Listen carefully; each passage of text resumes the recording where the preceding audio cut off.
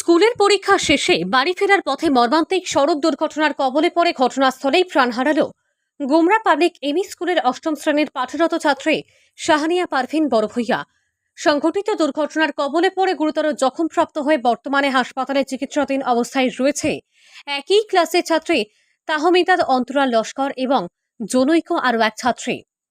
ঘটনার বিবরণে জানা গেছে, গুমরা পাবলিক এমই স্কুলের ছাত্রী শাহানিয়া পারভিন বড়ভূইয়া এবং তার সহপাঠীরা আজ সকালে স্কুলের ইংরেজি বিষয়ের পরীক্ষা শেষে বাড়ি ফেরার পথে ৬ নম্বর জাতীয় সড়কের গুমরা বাজার সংলগ্নের রাইস মিলের সামনে যেতে না যেতেই পেছন দিক থেকে আসা কালাইন অভিমুখী KL 34H1012 নম্বরের গ্যাস সিলিন্ডার ভর্তি দূরপাল্লা দ্রুতগামী লরি শাহানিয়ার গায়ে সজোরে ধাক্কা দেয়।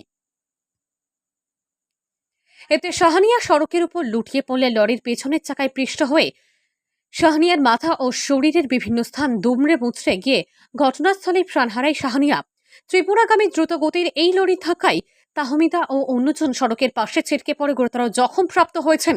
দুর্ঘটনার পর মুহূর্তে স্থানীয় জনগণ সহ গুমরা পাবলিক এমই স্কুল সহ অন্যান্য স্কুলের ছাত্রছাত্রীরা মরদেহ সড়কের মধ্যে রেখে সড়কের উপর অবরোধ গড়ে তোলেন।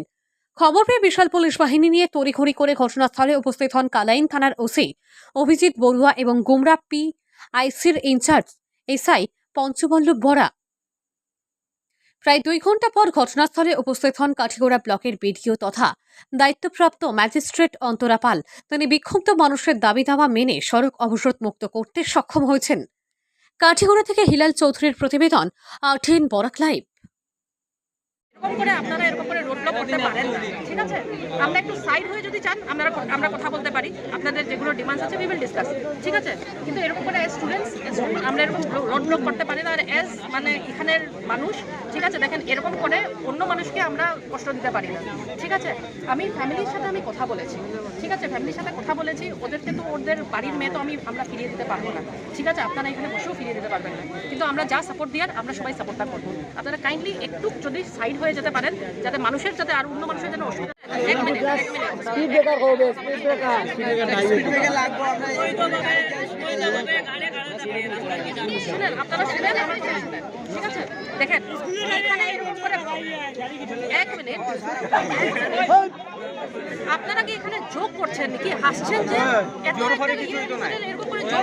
এখার মধ্যে এমই স্কুলের একটা মেয়ে আরও মেয়ে অকল পরীক্ষা দিয়ে যাওয়ার সময় 11:30টার সময় অনুমানিক এইখানে এই জায়গার মধ্যে অবৈধভাবে গাড়ি পার্কিং করে রাখা থাকার কারণে ওভার স্পিডে চালাইয়া ওভারলোডের একটা গাড়িয়ে 3টা মেয়েরে অ্যাক্সিডেন্ট করছে। একটা জায়গা মেয়েটা চিনাও জান না, এমন অবস্থা হয়েছে যে দুমড়ে মুচড়ে যেভাবে গাড়ি হয় ওইভাবে মানুষটার পরিচিতি গায়েব হয়ে গেছে। এইভাবে অ্যাক্সিডেন্টের জায়গাত মারা গেছে এবং 2টা এখনও হসপিটালাইজ আছে, তারা চিকিৎসার অবস্থায় আছে। এই কারণের মধ্যে এখন আইসলা কালাইন থানার ওসি স্যার আর অন্তরা ম্যাডাম ম্যাজিস্ট্রেটের দায়িত্বে হিসাবে অন্তরা ম্যাডাম আইয়া প্রতিশ্রুতি বিষয় এই মেয়েরা ক্ষতিপূরণ যেটা সরকারিভাবে পাওয়া যায় MLA ফোন যুগে তারা বারবার যোগাযোগ করিয়া গার্জেন পক্ষ লোকে যোগাযোগ করিয়া ডিসি অফিসও ডিলিমিটেশনের কারণে জিপিটি লিমিটেশনের কারণে তারা আইতে পারছে না, সার্কেল ম্যাডামও আইতে পারছে না, ডিসি সেও আইতে পারছে না। তারা ডিলিমিটেশনের কাজে ব্যস্ততার কারণে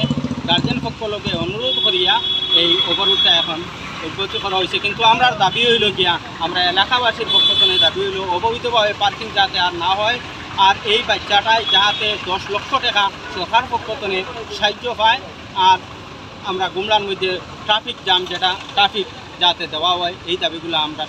যে মেয়েটা মারা গেছে মেয়েটার নাম শাহানা পারভিন না শাহানা বেগম। এই মেয়েটা ক্লাস 8-এ পড়ে, আরও 2টা মেয়ে হয়েছে এখানেও এখন অবরোধ ছাড়া হয়েছে ম্যাডামর অন্তরা ম্যাডামর প্রতিশ্রুতির উপরে আর MLA সংযোগে গার্জেন পক্ষ লোকে আলোচনা করা প্রতিশ্রুতি। কিরকম মানে ওভার পার্কিং রাখে, অবৈধভাবে পার্কিংয়ের একটা কারণ হইল যে ওভার স্পিডে গাড়ি চালানি, আর একটা কারণ হইল এখানের মধ্যে এমই স্কুল সরকারি যেভাবে আছে, প্রাইভেট আরও বিভিন্ন স্কুল আছে। স্কুল ছুটির সময় প্রায় 1000-এরও অধিক ছাত্র যাতায়াত করতে লাগে। এর লাগে আমরা দাবি হইল ওই সময় যাতে ট্রাফিক থাকিয়া গাড়িগুলা শৃঙ্খলাবদ্ধভাবে যায়, তাহলে ভবিষ্যতে এই ধরনের আমরা বাচ্চা আমরা আঁকতে হইতো না। আপনার নামটা কি? আমার নাম আবু রাজা চৌধুরী। যে মেয়েটা মারা গেছে তার ঘর কোন জায়গা? তার ফেলমা সপ্তমা। কোন স্কুলের ছাত্র? ফেলমা স্কুলে গুমরা এমই স্কুল। ওইটা না